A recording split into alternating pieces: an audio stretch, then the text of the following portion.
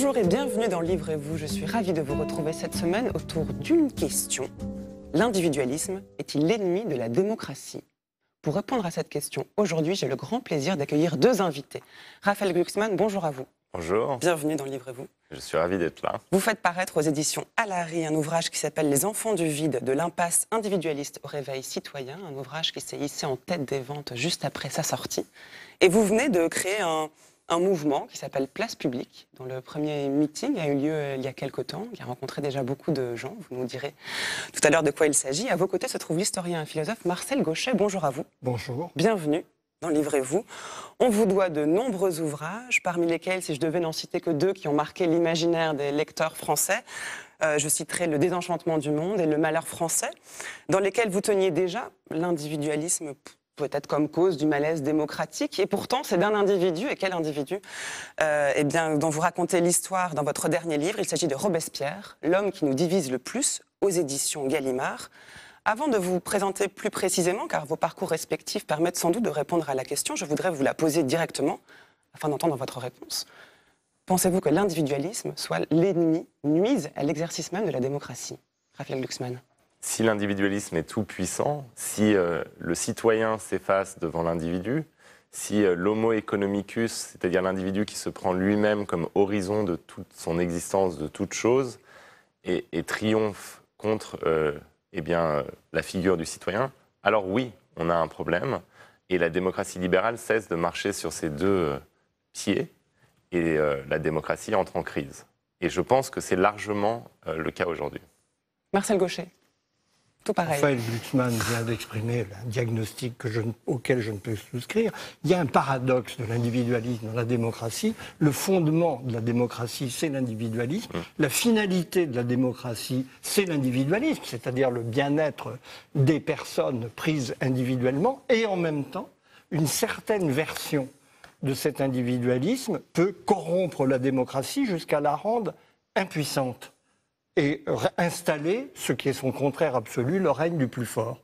La loi des forces mutuelles de chaque individu au détriment de la capacité de pouvoir collectif d'aller vers une cité juste.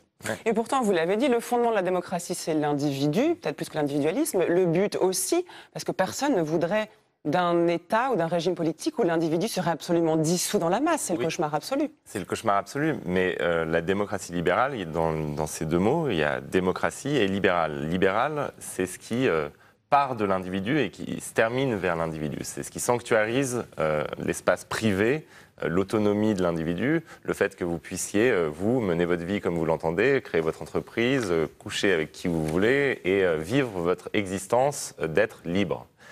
Mais il y a un autre pôle dans la démocratie libérale, c'est le pôle démocratie, où là, c'est plus tellement l'individu qui est l'horizon de toute chose, c'est l'existence du peuple, en tant que communauté politique qui prend en main son propre destin et donc qui entend exercer sa souveraineté. Et sa souveraineté peut aussi s'exercer contre l'individu. Et donc, ce système de la démocratie libérale, eh bien, c'est une contradiction dynamique, une sorte de dialectique entre ce pôle individualiste et ce pôle collectiviste. Si on tombe, vous avez totalement raison, si on tombe dans le collectivisme absolu, eh bien, on se retrouve au Cambodge en 1975 et franchement, personne n'a envie d'y vivre et heureusement, c'est la fin de ces utopies ultra-collectivistes.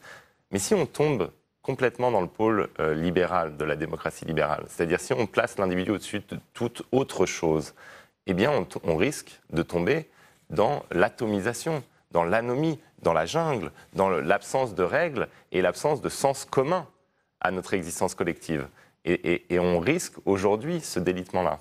Mais en a-t-il jamais été autrement? Marcel Gauchet, vous faisiez le même diagnostic au début des années 80. Mais parce que nous sommes dans une configuration historique où ce problème se pose à nouveau.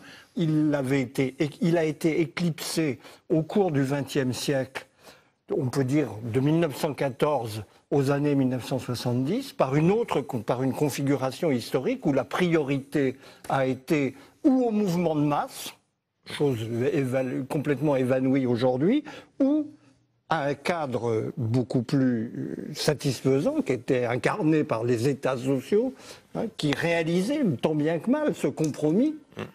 entre la redistribution collective au service des individus. Et puis nous sommes entrés dans un nouveau cours, il y a une histoire, où nous sommes dans un nouveau cycle de crise de la démocratie sous le signe de l'individualisme. Depuis les années 1970, après on peut détailler de façon complexe, beaucoup plus raffinée la chronologie de ces événements, mais je pense que c'est très important à faire d'ailleurs.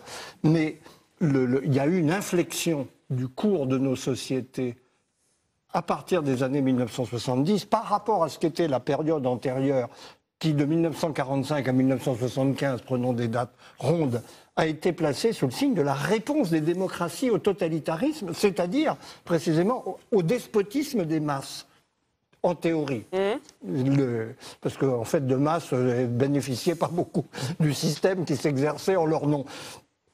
Nous avons tenté, il y a eu un moment d'équilibre, c'est ce qu'il faut chercher dans la démocratie. C'est un équilibre entre la puissance collective et les libertés individuelles, la chose du monde la plus difficile à faire en réalité. Et ça s'est appelé pendant longtemps la social-démocratie. Ça s'appelait la social-démocratie qui dit bien les choses. Et qui aujourd'hui est jeté à la poubelle avec des grands sourires par tout le monde, mais qui en réalité a permis l'existence d'une période comme ça où le collectif et l'individuel pouvaient fonctionner ensemble parce qu'il y avait une forme d'équilibre. Et c'est ça qu'il faut comprendre, c'est que je pense qu'on ne peut pas avoir d'approche dogmatique sur l'individualisme. Il y a des moments dans l'histoire où être libéral et placer les droits individuels au-dessus de tout, eh bien, ça relève d'une forme d'héroïsme de la pensée. Être libéral à Moscou en 1970, c'est héroïque. Être libéral à San Francisco en 2018, ça ne relève pas de la même disposition d'esprit et c'est quand même largement moins héroïque puisque ça devient complètement conformiste. C'est épouser l'air du temps et pousser dans le sens du vent. Et donc il y a comme ça, parce que la démocratie libérale est un objet complexe et qu'en fait il y a une dynamique, il y a des moments de l'histoire où en fait épouser trop l'un des pôles de cette démocratie libérale, c'est en fait contribuer à la crise. Alors, face au même constat d'une fatigue ou d'une fragilité de la démocratie aujourd'hui, vous avez l'un et l'autre proposé chacun un travail différent, mais depuis bien longtemps. Le dernier en date, ce sont les deux livres que j'ai cités en début d'émission, Raphaël Glucksmann, Les enfants du vide, et Marcel Gauchet, Robespierre, l'homme qui nous divise le plus. Dans Les enfants du vide, Raphaël Glucksmann, vous disiez, la démocratie, c'est une histoire d'équilibre entre l'individu et le collectif et le peuple. Vous partez d'une image d'un tableau de Caravage où l'on voit Saint Matthieu qui tient en équilibre sur un tabouret. Et tout le livre, vous vous demandez ce qu'il faudrait pour que cet tabouret bascule d'un côté ou plutôt de l'autre. C'est-à-dire, c'est dire combien cette question de l'équilibre est pour vous centrale dans la réflexion politique et combien, en fait, tout est une affaire de nuances, bien loin des engagements et des discours dithyrambiques ou dogmatiques qu'on entend aujourd'hui. On peut parfois devoir être radical. Parce que si le tabouret penche trop... Est-ce que c'est compatible avec la radicalité? C'est la question. Et c'est ce que j'essaye d'opposer, c'est qu'on peut avoir une pensée radicale, mais il faut éviter la tentation dogmatique. La tentation dogmatique, en gros, c'est de dire ce que je vous propose comme idée eh bien, est valable partout et toujours. Mais ça, c'est du dogmatisme. La pensée radicale, ça peut tout à fait être une réponse à une situation radicale. Et ce tableau de Caravage, moi, qui m'obsède et qui me guide dans l'écriture du livre, mais qui m'obsède depuis longtemps, il m'obsède parce qu'en fait, c'est apparemment le tableau le plus lisse de Caravage. Vous savez, presque tous les tableaux de Caravage ont été refusés par l'Église parce que c'était un punk de son époque et qu'il peignait une Madone qui était en fait une prostituée. Il montrait les pieds sales des pèlerins devant le Christ. À chaque fois, il y avait quelque chose de totalement blasphématoire dans sa peinture. Et là, vous avez Saint Matthieu qui écrit l'Évangile sous la dictée d'un ange. Et c'est absolument parfait, c'est lisse, c'est harmonieux, c'est presque ennuyeux pour un tableau de Caravage. Et pourtant, ce tableau-là, moi, il me fascinait parce qu'il y avait une forme de malaise dans ce tableau et je n'arrivais pas à savoir pourquoi. Alors au début, je me sentais que le problème était moi. J'étais trop punk pour aimer un tableau aussi lisse. Et en réalité, je me suis rendu compte au bout d'un moment, à force de le contempler, parce que j'allais à l'église tous les matins quand je travaillais à Rome, et pas pour prier, mais pour regarder ce tableau, et je me suis rendu compte qu'en fait, Saint Matthieu, qui écrit l'Évangile, est agenouillé sur un tabouret qui menace de vous tomber dessus. Et que donc, dans sa chute, il va entraîner l'ensemble, l'ange, le cosmos, tout l'ordre du monde chrétien. Et c'est ça qui produit le trouble. Et en fait, ce tabouret, pour moi, c'est la démocratie. Et donc, toute pensée politique doit revenir à cette simple question. Dans quel sens penche le tabouret? Et si on veut produire une pratique politique, alors dans quel sens on doit pousser pour que le tabouret ne tombe pas? Et si on se trompe sur le sens du tabouret, de la chute du tabouret, eh bien on contribue à plonger nos démocraties dans la crise. Et il me semble que largement, les élites occidentales aujourd'hui, eh bien, poussent dans le sens de la chute du tabouret, c'est-à-dire que dans une époque qui déjà survalorise l'individu, on va avoir des discours ultra-individualistes qui vont triompher. Votre livre se présente comme une forme de tragédie en 2 actes. En tout cas, il y a 2 actes. Est-ce une tragédie ou pas? Je ne sais pas, parce que vous en appelez justement à un retour à la tragédie. Vous dites que nous avons perdu ce sens tragique, que désormais nous préférons rire des tweets de Trump, en gros, que de prendre conscience de la tragédie qui nous arrive.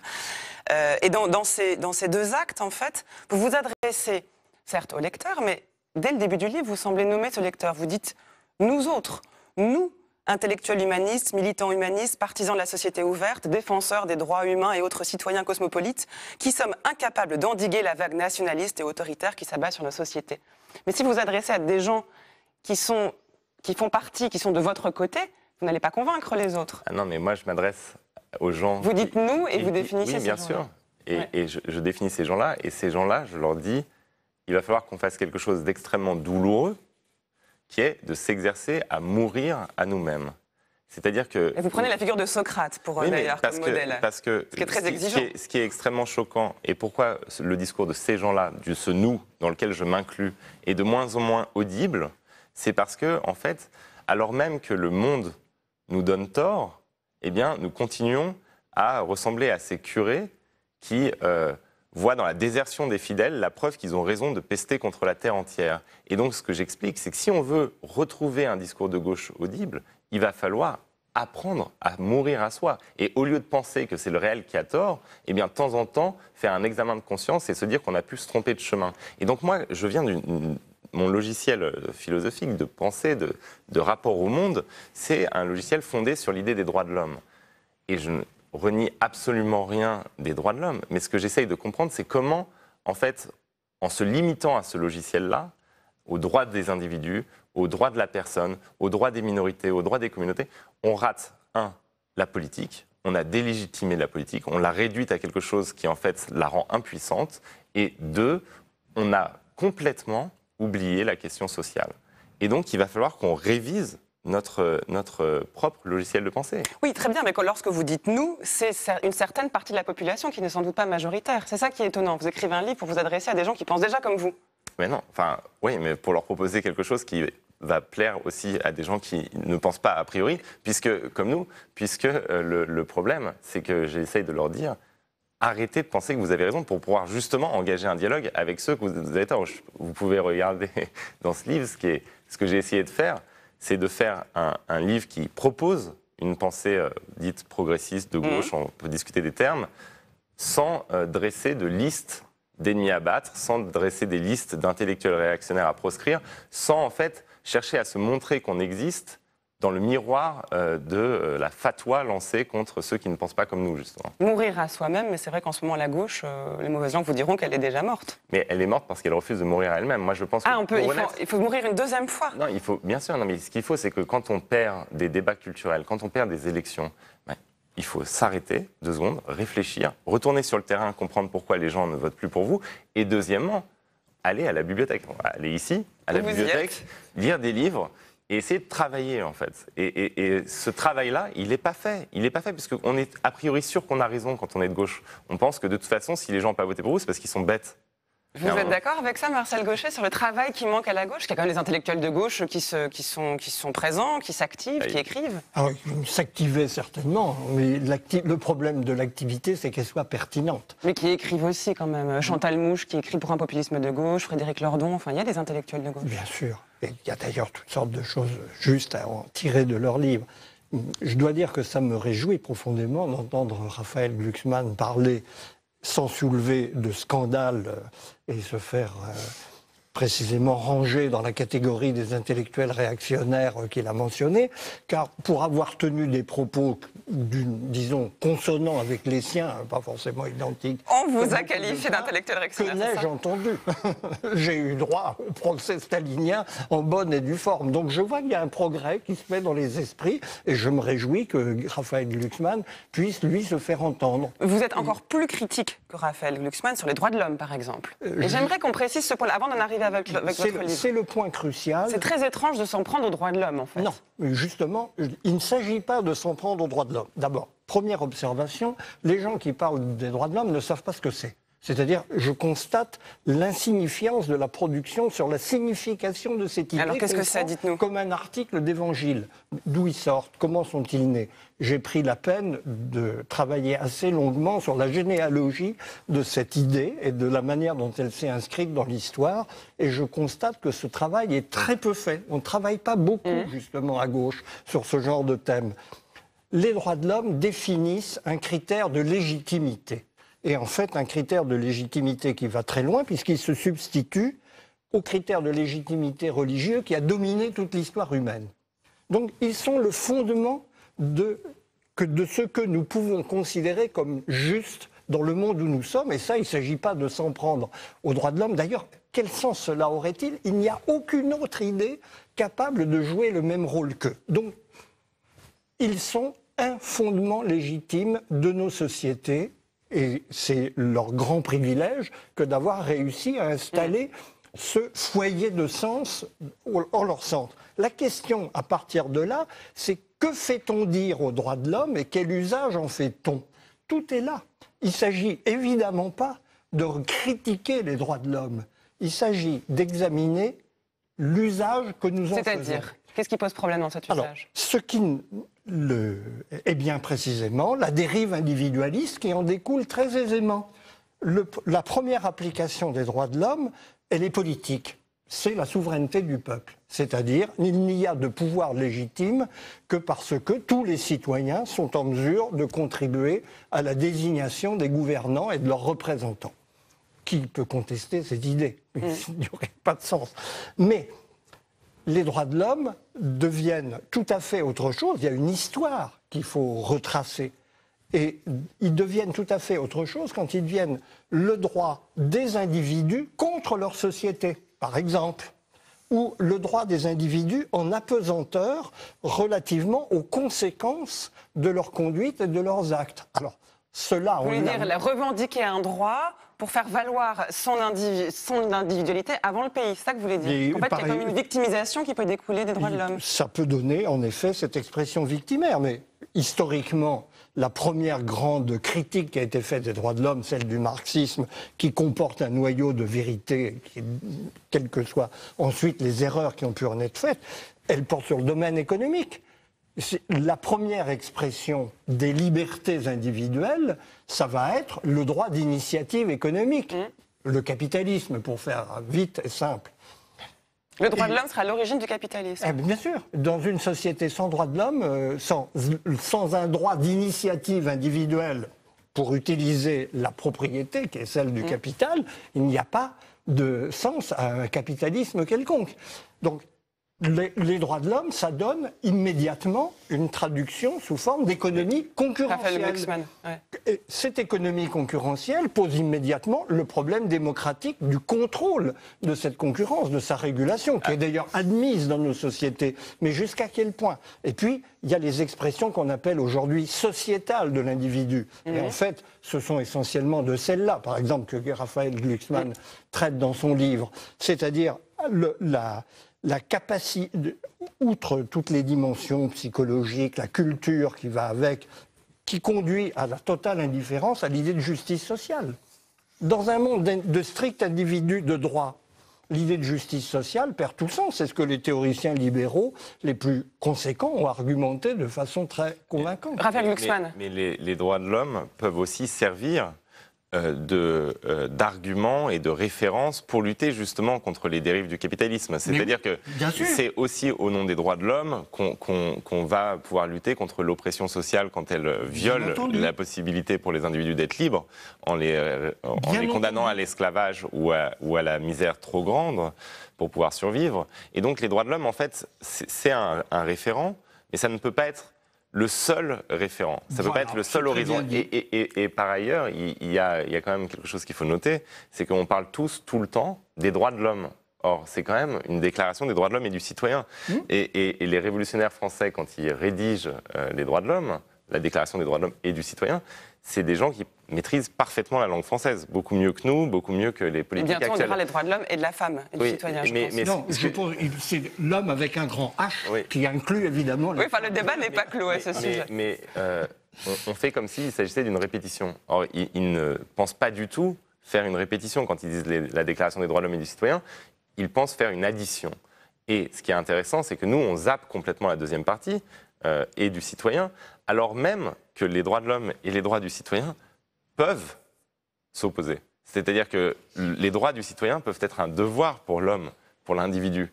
Et c'est ça qu'on n'arrive plus à faire, en fait, aujourd'hui, c'est à comprendre que, eh bien, en tant que citoyen, je peux m'obliger en tant qu'individu.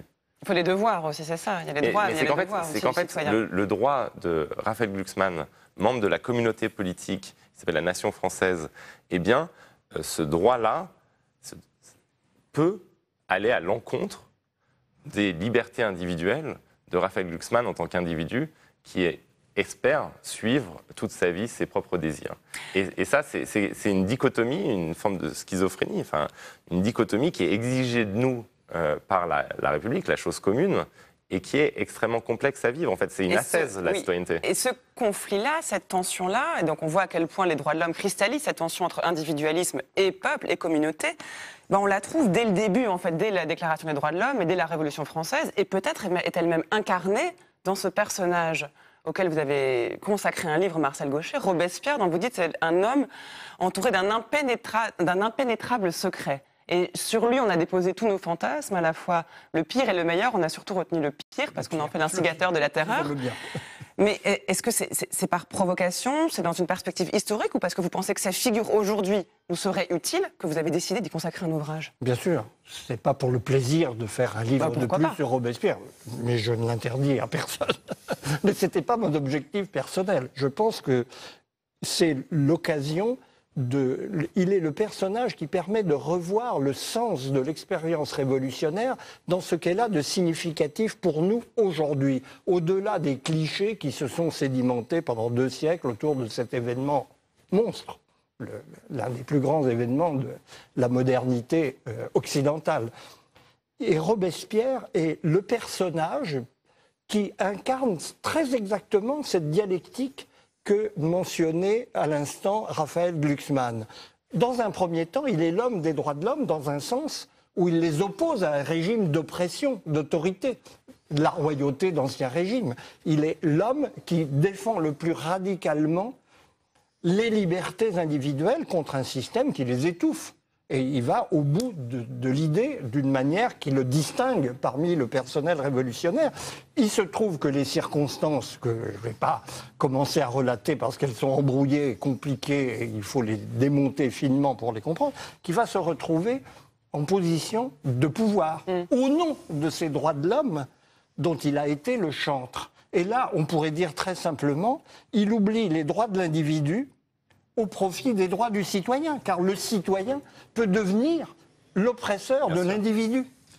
C'est au nom de la communauté politique et de ses droits illimités, il y a un droit de vie et de mort sur chacun. C'est ce que l'utilisation de la guillotine dans la Révolution française va fixer dans les imaginaires. Il y a une capacité de passer outre même les garanties judiciaires qui font qu'on est arrêté, questionné, condamné sans pouvoir se défendre, ce qui est quand même le malheur de la justice révolutionnaire. Donc il incarne très bien la contradiction autour de laquelle nous tournons, ce caractère double des droits de l'homme qui est au fond le caractère, l'opposition entre liberté et égalité. Au fond, c'est cette opposition-là qui tranche de manière très schématique en France, la gauche, enfin qui établit la distinction entre la gauche et la droite. C'est beaucoup plus complexe. Je dirais, avec les droits de l'homme, il faut justement passer d'une pensée simple, univoque, à une pensée complexe. Robespierre ne nous y conduit pas toujours, parce que lui-même tombe dans un manichéisme assez fort, en s'identifiant au peuple qu'il tient pour vertueux. Tous les ennemis seraient du côté du mal. C'est le problème aussi de ce personnage. Eh bien oui, parce que précisément, à un moment donné, il oublie, et les circonstances permettent d'assez facilement de le comprendre, cette dimension duel qui exige d'articuler des choses qui doivent se retrouver. Que le bien n'est pas toujours du côté du peuple, n'en déplaise sans à ce qu'on sacrifier appelle aujourd'hui l'un à les l'autre. populistes. Raphaël Glucksmann. Mais ce qui est fascinant dans la figure de Robespierre, c'est que c'est pas l'opposition entre liberté et égalité. À mon avis, c'est l'opposition entre deux conceptions de la liberté. C'est l'opposition entre une liberté moderne, qui est celle de l'individu, du droit de retrait, de la possibilité d'avoir sa propre existence comme on l'entend, de la mener comme on l'entend, et la liberté antique, qui est celle d'abord du citoyen, qui est la liberté de participer au gouvernement et d'incarner une forme de vertu, mais pas forcément au sens de la morale, mais de vertu au sens de Machiavel, de vertu civique. Et chez Robespierre, c'est qu'en fait, effectivement, le tabouret bascule complètement du côté de la vertu civique. C'est-à-dire qu'en gros, on nie l'individu. Moi, c'est une pièce qui m'a fasciné depuis l'adolescence, qui est La mort de Danton de Büchner, où en gros, un révolutionnaire allemand, Büchner, qui est poursuivi par les troupes réactionnaires, la police réactionnaire des princes allemands, écrit sur la terreur et sur la révolution qui dévore ses propres enfants, alors que lui-même est révolutionnaire. Et il écrit cette pièce sur la confrontation, justement, entre la liberté antique, qui est celle de Robespierre, et la liberté libidineuse, moderne, qui est celle de Danton. Et je sais que le face-à-face est très archétypal, voilà, et que c'est plus compliqué que ça. Mais moi, ça m'a fasciné parce qu'en fait, je pense qu'il faut les deux. Mais vous dites surtout, vous, dans votre livre, et c'est très intéressant, que vous avez dû vous dépouiller de toutes vos connaissances. Pour vous, les auteurs qui avaient compté pour vous étaient des auteurs qui mettaient en avant la liberté. Bien sûr. Et qu'en fait, aujourd'hui, cette forme de liberté, cette forme presque de libéralisme au sens de la pensée, pas économique, ne fonctionne plus. Donc il y a une redéfiation de ce que signifie la liberté aujourd'hui. C'est pour ça que je dis donc c'est là où on a besoin de... Cette écriture était une mort à moi-même, parce que moi, je suis... j'ai grandi en lisant Montaigne et pas Marx, j'ai grandi en étant fasciné par Montesquieu, j'ai grandi en préférant Voltaire à Rousseau, enfin, c'est dans tous ces choix, dans Kant à Hegel, j'ai toujours... Les gens qui privilégient la liberté. Ben oui, exactement, sur le collectif même, et sur le tout, la pensée du tout. Moi, je me suis toujours méfié de cette pensée du tout. Simplement, si on est sincère dans ces démarches, on doit quand même, quand on traverse sa propre société, se rendre compte de ce que peut produire notre logiciel. Or, aujourd'hui, quand on traverse notre pays, on se demande quoi ? On rencontre quoi ? On ne rencontre pas l'absence de liberté individuelle. Ce qu'on rencontre, c'est l'absence de sens collectif, la désarticulation de la société, le fait que, selon que vous habitez d'un côté du périphérique ou de l'autre, vous ne participez plus au même peuple et à la même société, le fait que vous êtes dans une zone périphérique ou périurbaine, eh bien, ce qui, dans le 10e arrondissement de Paris, est vécu comme une libération et une émancipation, devient soudain une servitude et une aliénation, et donc vous devez quand même faire retour et vous demander qu'est-ce qui manque le plus aujourd'hui ? Est-ce que c'est Voltaire réellement, ou est-ce que c'est une forme rousseauiste d'approche de la démocratie ? Et ce qui manque aujourd'hui... Donc d'un côté, la revendication d'une liberté un peu sous toutes les formes, y compris intellectuelle, et de l'autre, le règne du collectif sur l'individu. C'est pour ça que j'essaye de fuir le dogmatisme, parce que le dogmatique, il va nier l'impact de sa propre pensée sur la réalité.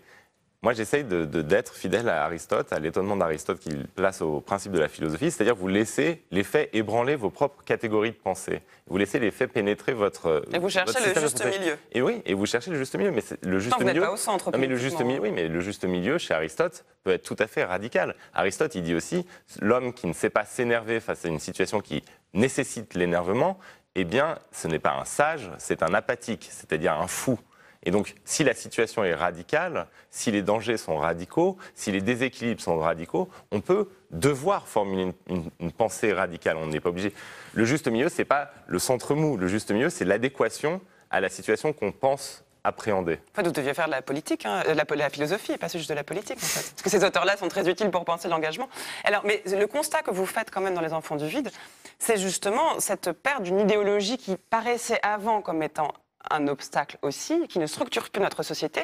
Et le problème, c'est qu'aujourd'hui, cette absence, soit d'idéologie, même dans le pire sens du terme, n'a été remplacée par rien. Il y a un manque, c'est le vide dont vous parlez, les enfants du vide, c'est nous, en fait, ce sont nous qui sont... Voilà, alors, vous partez de mai 68, vous dites « je suis un enfant de mai 68 ».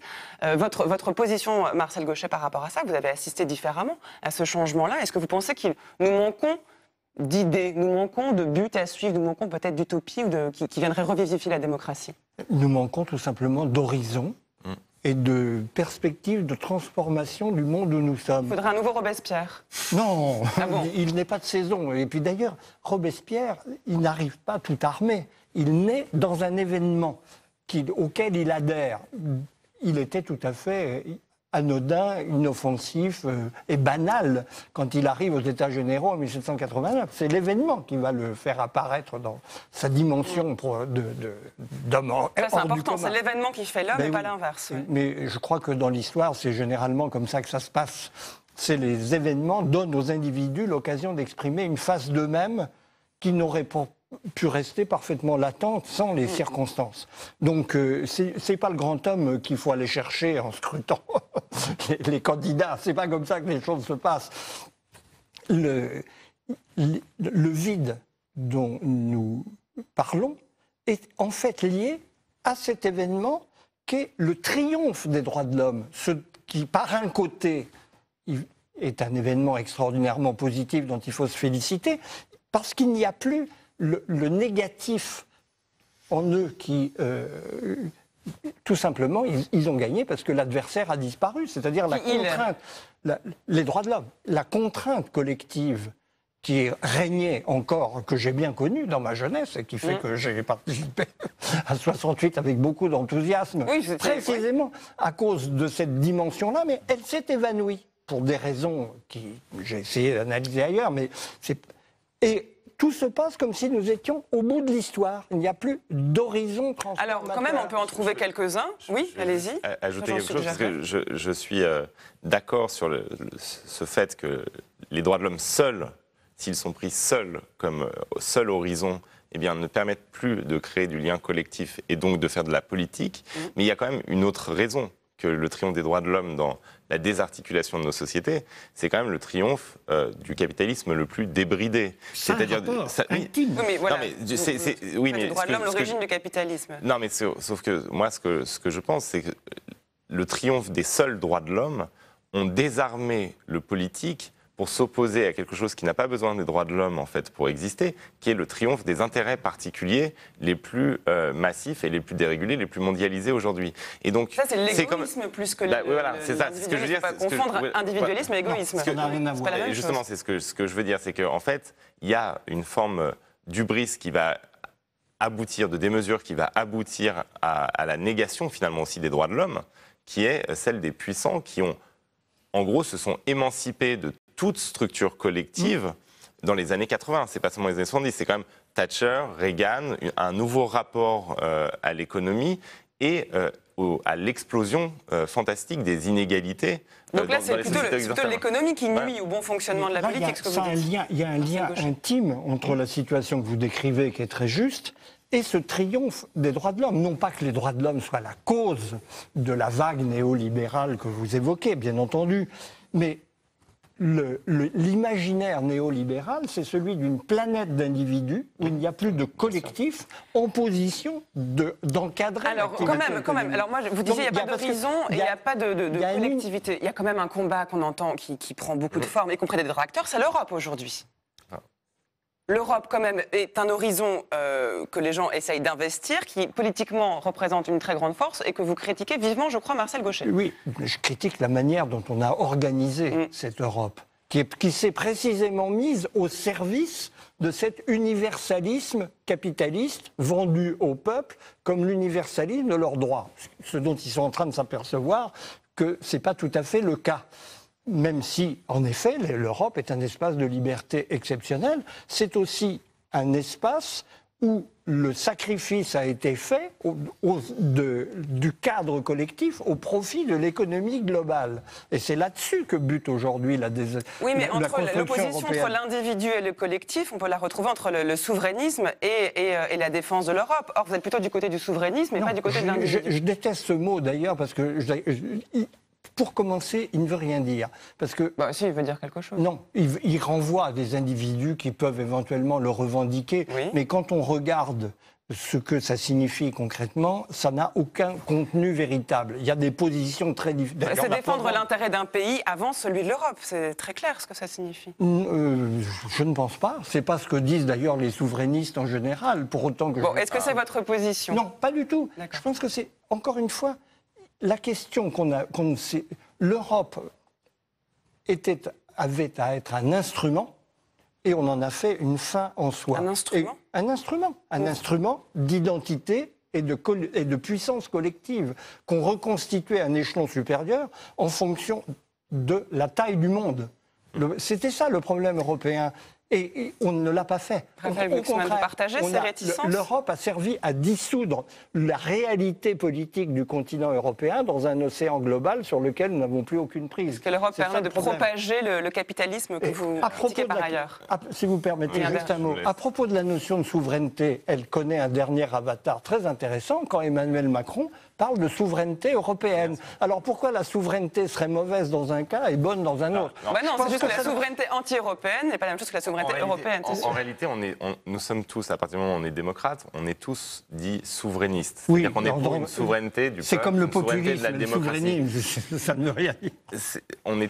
Il y a un problème de nationalisme, on pourrait dire. Oui. Alors, ceux qui sont contre la construction européenne, parce qu'ils n'envisagent de souveraineté qu'à l'échelle nationale. Donc c'est ça ce qu'on appelle souverainiste aujourd'hui. Ceux qu'on appelle souverainistes, c'est pas simplement qu'ils sont pour la souveraineté, parce que nous sommes tous pour la souveraineté. Ou devraient l'être. Non, mais dans le cadre d'une réflexion sur l'Europe, évidemment. C'est qu'ils sont convaincus que la seule souveraineté possible, c'est celle qui s'exerce à l'échelle de la nation. Or, est-ce que vous partagez ce constat ? Non, moi je pense qu'il y a besoin d'une souveraineté européenne. Que le problème qu'on a, c'est qu'effectivement, et là-dessus je suis d'accord, l'Europe n'est pas une fin, en fait. Et c'est ça qu'il faut comprendre. Et c'est ça que les gens qui, comme moi, sont très partisans de la construction européenne, pas telle qu'elle est menée actuellement, mais dans l'idée d'un dépassement des seules nations, eh bien, on fait souvent cette erreur, nous, c'est que l'Europe ne peut pas être une fin. L'Europe doit être légitimée, fondée en légitimité dans ce qu'elle peut produire. Et qu'est-ce qu'elle peut produire ? Qu'est-ce qu'elle peut produire ? Pendant 70 ans, en gros, le sens de l'Europe, c'était il y a eu le fascisme, il y a eu la guerre, et donc l'Europe doit produire la paix. 70 ans après, ça suppose de fonder cela juste sur la mémoire. Or, on ne fonde pas un projet collectif comme l'Europe sur la simple mémoire des tragédies passées. Donc il faut ancrer l'Europe dans des tragédies actuelles, à venir. Ça, c'est faisable. C'est faisable, mais à condition qu'on change la perception qu'on a de l'Europe et la manière de la faire. C'est-à-dire qu'aujourd'hui, par exemple, pour moi, l'horizon qui permet de relégitimer l'Europe, c'est l'horizon de la catastrophe écologique. Si on veut affronter le réchauffement climatique, on a besoin de l'échelle européenne. Donc l'Europe, là, c'est pas simplement une mémoire, c'est une garantie pour que nous puissions agir sur quelque chose qui nous menace, c'est-à-dire le réchauffement climatique. Et simplement, ce qu'il faut comprendre, c'est que si on veut que l'Europe fasse cela, alors elle doit changer. Parce qu'en réalité, l'Europe, aujourd'hui, telle qu'elle est faite, elle empêche cela. Peu de gens disent qu'il faut que l'Europe reste telle qu'elle est. Y compris les plus grands défenseurs de l'Europe reconnaissent qu'il y a des adaptations à faire. Ils ne reconnaissent pas vraiment. Prenez par exemple la règle des 3%, qui est fondée et qui devient, la règle de déficit de 3%, qui devient une sorte de dogme européen, une fondation de la construction européenne. Mais si on a besoin de réellement mener cette transformation écologique, il faudra qu'on engage des dépenses, que la politique puisse à nouveau décider de son budget, et donc l'Europe deviendra un problème, alors que ça doit être la solution. Et pourquoi on en arrive à cela ? C'est parce qu'en fait, on a complètement dépolitisé la question européenne. Moi, j'ai une grande polémique avec Jean-Luc Mélenchon à ce propos, c'est que lui dit, c'est le résultat, l'Europe actuelle, dans le hareng de Bismarck, de l'impérialisme allemand. C'est Bismarck, ça a donné le Troisième Reich, puis le Quatrième. Bref, c'est cette volonté hégémonique de l'Allemagne. Moi, je pense que l'Europe actuelle, dans ses défauts, c'est-à-dire l'antipolitisme et l'ordolibéralisme, c'est le produit exactement de l'inverse. C'est le produit de 1945, la fondation de la RFA, et d'une immense méfiance, à juste titre, des élites allemandes nouvelles, vis-à-vis de toute forme de souveraineté démocratique, puisque le peuple avait choisi Hitler, le peuple avait entraîné le monde dans le chaos, le peuple avait tué 6 millions de juifs en élisant Hitler, et qu'il fallait donc mettre à distance la politique, enserrer la politique d'un ensemble de normes, donner le pouvoir aux experts et non plus aux citoyens, donner le pouvoir à ceux qui savent et non plus à ceux qui votent. Et c'est ça qui a fait qu'on a sanctifié l'indépendance de la banque, sanctifié les règles de droit et qu'on a laissé le moins de politique possible dans cette construction. Le problème, c'est qu'aujourd'hui, Salvini, Orban en Hongrie, le Brexit, eh bien, aussi douloureux que ce soit à admettre, c'est une revanche de la politique. Alors, mais quand même, vous avez dit, voilà, les enfants du vide, l'absence d'idéologie, il n'y a pas d'horizon commun qui nous permettrait de construire quelque chose de collectif qui permet de dépasser l'individualisme dans ce qu'il y a de plus délétère. Vous avez parlé à l'instant de l'écologie, Raphaël Glucksmann. Et même juste l'écologie, c'est pas une idéologie, c'est une réalité. Mais c'est un horizon commun. Moi, oui, précisément. Alors, d'accord, donc vous ne partagez pas ça. Il y en a des horizons communs, mais je pense qu'on ne les embrasse pas assez. Je pense qu'en fait, on est en quête, on habite un vide, on est en quête de sens, on est en quête d'horizon, et en réalité, il est là, l'horizon de transformation collective de nos sociétés. Je veux dire, quand il y a 15 000 scientifiques du monde entier qui signent une tribune qui a notamment fait la une du Monde, on est tous en pour alerter sur l'état de la planète aujourd'hui, disant qu'il nous reste peu de temps. Ben non, mais qui dit demain il sera trop tard et si on ne mène pas les transformations radicales dès aujourd'hui de nos modes de production, de consommation, eh bien nous allons dans le mur. Dans le mur, ça veut dire dans la spirale de la catastrophe climatique. Eh bien, il faut les écouter et ils nous donnent là l'horizon tragique qui nous permettra d'ailleurs de réhabiliter le politique face aux intérêts particuliers. Vous dites l'inverse, Marcel Gauchet, que l'écologie ne va pas réhabiliter la politique. Non, entendons-nous bien. La crise écologique, elle est une donnée. Mais le projet écologique, c'est autre chose. C'est-à-dire, l'urgence écologique, c'est l'urgence d'une survie de l'humanité par rapport à une planète en passe de devenir inhabitable, dans un horizon rapproché. Mais quelle sera la forme de cette société ? C'est bien là où il y a un immense dilemme autour de l'écologie. On peut avoir un fascisme écologique, c'est-à-dire des régimes autoritaires qui imposent de manière violente les restrictions. Parce que, bel et bien, il s'agit pour nous de renoncer, de nous priver, de diminuer le règne de nos désirs de toutes sortes, à commencer par en termes de mobilité, en termes de dépenses de toutes sortes. Ça peut être fait sur un mode autoritaire. C'est le grand risque, d'ailleurs, à mon avis. Ça, c'est un autre problème. Mais alors, comment on s'empare de ce problème ? Mais à partir du moment, même spontanément, c'est un des éléments qui font revenir la dimension autoritaire dans la politique, dans la conscience spontanée des gens. Seule la contrainte peut permettre d'organiser une survie écologique. Ça peut être au contraire fait sur un mode démocratique. Ça va être ça le dilemme du siècle. Oui. Bien sûr, mais pour l'instant, la tentation autoritaire, elle est portée par des individus politiques comme Trump ou comme Bolsonaro ou comme Salvini qui nient le problème écologique et qui mènent même des politiques écocides. Et donc ça veut dire que bien sûr qu'on peut se soucier. C'est l'histoire de Robespierre. Ce sont des autoritaires libéraux. On peut toujours se soucier. Oui, mais c'est là où est la menace aujourd'hui. On peut toujours se soucier de ce que l'écologie pourrait finir par avoir comme robespierrisme, pour reprendre votre ouvrage.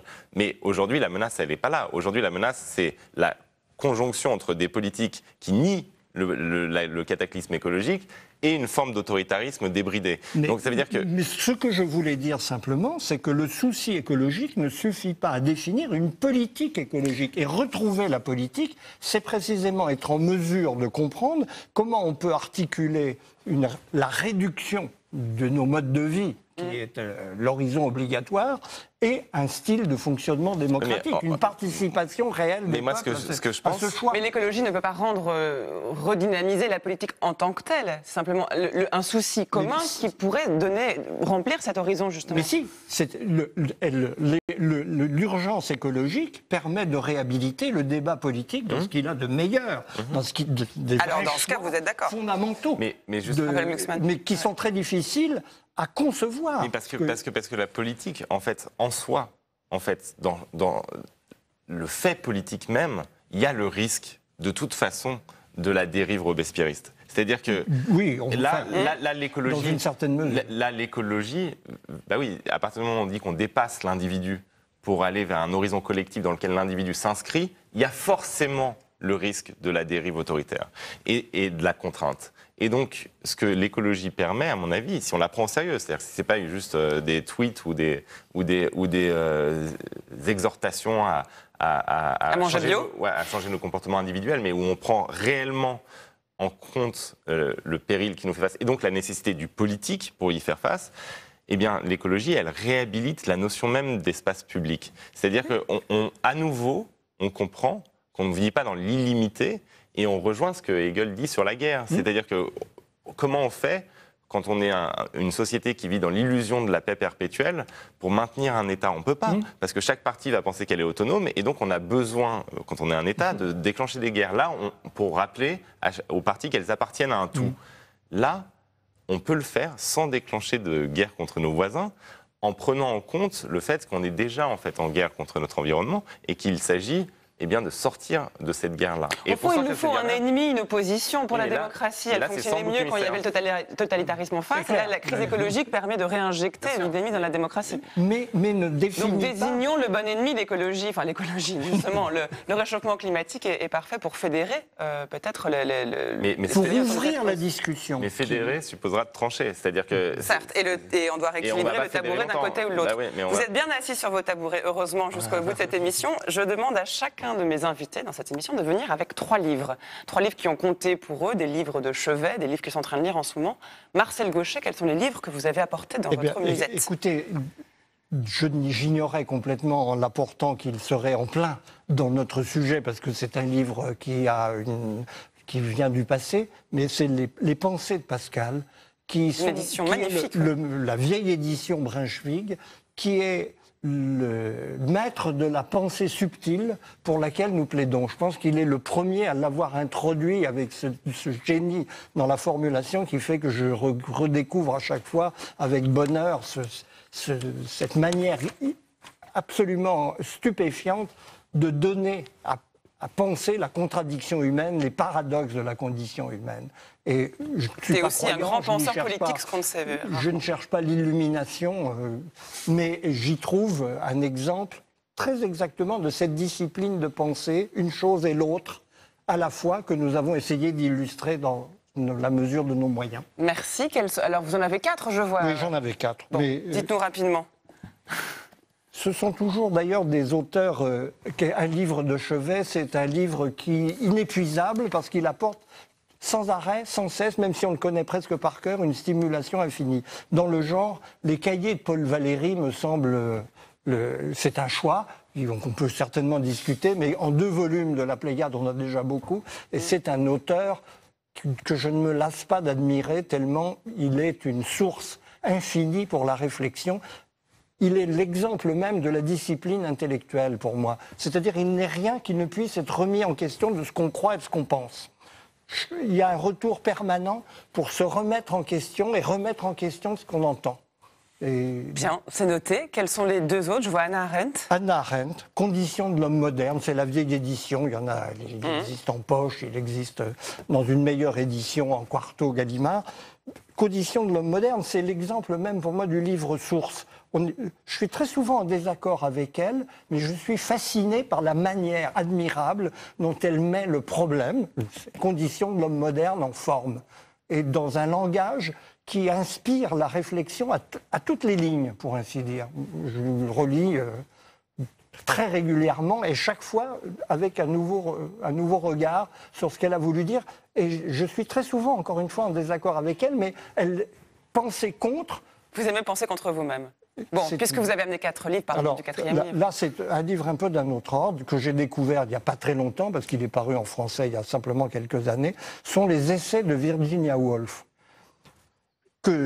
C'est la forme et la réflexion, le talent d'écriture, éblouissant pour moi. Je ne connais rien d'aussi magistralement écrit, pensé, exposé. Elle prend un sujet... Ça peut être un auteur, ça peut être une question. Il y a beaucoup question des droits des femmes. Et à chaque fois, c'est un renouvellement complet par la manière souveraine dont elle le dit. Bon, ben c'est bien noté. Merci Marcel Gauchet. Raphaël Glucksmann. Alors, je les ai dans la 3 tête. livres, vous êtes dans la tête. Très bien, c'est pratique. C'est la fin des bibliothèques par contre, hein, mais allez-y. Non, ils sont dans ma bibliothèque. Ouais. J'avais pas compris que je devais les ramener, je suis désolé. Et donc, tout d'abord, puisque c'était lié à notre discussion et que c'est le fil rouge de ma réflexion depuis quelques années, le discours sur la première décade de Tite-Live de Machiavel. Qui revient tout au long de votre ouvrage. Ouais, et qui est réellement mon livre de chevet. C'est-à-dire qu'on connaît le Machiavel du Prince, mais on oublie souvent que c'est le grand penseur de la République et qu'il produit ce discours-là à un moment qui ressemble étrangement au nôtre. C'est-à-dire qu'il doit, lui, le penseur républicain, fuir Florence parce qu'il a été défait par les puissances de l'argent, par les puissances des Médicis. Et donc, il se pose la question de pourquoi, en fait, a-t-on perdu et qu'est-ce que Rome peut nous apprendre sur la manière de vivre en République. C'est le premier. Le second, il nous reste 1 minute. Désolé. Le second, c'est un livre de poésie. C'est les poésies de Mallarmé, puisque je pense que c'est le plus immense poète qui soit et que j'ai toujours été animé par cette question qui est comment peut-on écrire après Mallarmé? Et c'est une question à laquelle j'ai toujours pas de réponse. Valérie a Oui, c'est ça, exactement, c'est la question. Je suis devenu réactionnaire le jour où Mallarmé est mort, en fait. Non, vous avez quand même écrit un livre, donc heureusement. Et le pas un livre de troisième poésie. Non. Et le troisième, le troisième, c'est La promesse de l'aube, parce que c'est de Romain Gary. De Romain Gary, parce que c'est, à mon avis, le plus beau texte qui soit à la fois sur l'amour et sur ce que signifie notre pays, la France. Bien, voilà. C'est noté. Merci pour ces lectures. Avant de nous quitter, je vous propose de regarder, comme chaque mois, un sujet en partenariat avec le Centre national du livre. Cette fois-ci, nous sommes allés à Brive, le festival de Brive, où plusieurs auteurs évoquent l'importance de ce festival dans leur carrière. Il s'agit cette fois-ci de Christian Signol, Amélie Nothomb et Jean-Louis Debré. C'est un sujet d'Héloïse Grégoire. La mairie de Brive, la SNCF et toute l'équipe des trains spéciaux vous souhaitent la bienvenue à bord de notre train à destination de Brive-la-Gaillarde. Arrivée prévue 13h50. Depuis 33 ans, agent, éditeur, écrivain, le tout Paris des lettres se retrouve dans ce train du livre, unique en France. La foire de Brive, c'est 70 000 visiteurs qui parcourent chaque année ces allées gratuitement à la rencontre des auteurs pendant 3 jours. La mémoire de cette foire, c'est lui, Christian Signol. Depuis 33 ans, il vient à Brive. Je trouve que Brive, même les auteurs, les éditeurs, les lecteurs, tout le monde trouve d'une manière générale que c'est beaucoup plus, chaleureux, que le contact s'établit beaucoup plus facilement, encore une fois, entre les écrivains et les lecteurs. C'est peut-être ce qui en fait sa singularité, du moins je le crois. Fidèle parmi les fidèles, la dame en noir, Amélie Nothomb, est une habituée des lieux. La romancière a tissé un lien affectif avec la foire de Brive. La toute première fête du livre à laquelle j'ai participé, c'était Brive, il y a 26 ans. J'étais une gamine, je venais de Bruxelles. La première fois que j'ai vraiment rencontré mes lecteurs, c'était à Brive. Et j'ai eu un tel accueil ici, il y a 26 ans, alors que je n'étais personne, que j'ai eu un coup de foudre exceptionnel pour Brive. Ici, les lecteurs interpellent facilement les écrivains. C'est d'ailleurs l'une des particularités de la foire. Ça, il est connu partout. C'est le monsieur au papillon. Monsieur Papillon. Jean-Louis Debré vient depuis 12 ans à Brive. Pour lui, c'est un moment festif et de partage. Une ambiance assez exceptionnelle avec, si on aime les bons plats, si on aime la gastronomie. Alors, vous avez le livre et la gastronomie. Quel bonheur! Il y a quelques années, le lauréat du Goncourt s'annonçait ici à Brive et non au restaurant de Rouen. Une page s'est donc tournée, même s'il n'y a plus la récompense, les auteurs prestigieux sont, eux, toujours bien présents. J'imagine que vous connaissez le festival de Brive, Raphaël Glucksmann et Marcel Gauchet. J'en ai entendu parler. Ah, eh bien, vous serez invité très bientôt, j'imagine, grâce à ce reportage, donc en partenariat avec le CNL. Merci à tous les deux d'être venus aujourd'hui parler de vos ouvrages. Marcel Gauchet, Robespierre, l'homme qui nous divise le plus. Raphaël Glucksmann, Les enfants du vide, de l'impasse individualiste au réveil citoyen. Votre livre est aux éditions Gallimard, Marcel Gauchet, le vôtre, Raphaël Glucksmann, aux éditions Alary. On se quitte comme chaque semaine avec une chanson, un jeu de mots un peu facile sur un de vos derniers ouvrages, Marcel Gauchet, enfin dernier qui remonte à il y a un petit bout de temps maintenant, Le désenchantement du monde, mais vous êtes revenu dessus en 2004, Un monde désenchanté. Il s'agit donc de Désenchanté, cette fois-ci par Mylène Farmer. Merci et à très bientôt.